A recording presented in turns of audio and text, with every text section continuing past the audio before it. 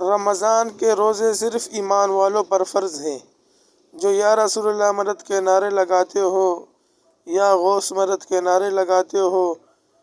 یا علی مدد کے نعرے لگاتے ہو، برد و جولی میری یا محمد لوٹ کر میں نہ جاؤں گا خالی، اس قسم کے نعرے لگاتے ہو، تعویذ گنڈے کھڑے چلو نقش و نگینوں کو مؤثر حقیقی جانا جاتا ہو، اللہ کے علاوہ اللہ کے نبیوں، ولیوں اور دوسرے انسانوں کو عالم الغیب، مشکل کشا و حاجت روا سمجھا جاتا ہو، تو ایسے عقائد رکھنے والوں پر رمضان کے صوم فرض نہیں ہے۔ رمضان کے صوم صرف ایسے خالص کرے اور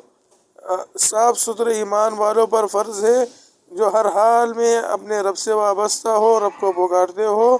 رب کی حکم عدولی نہ کرتے ہو،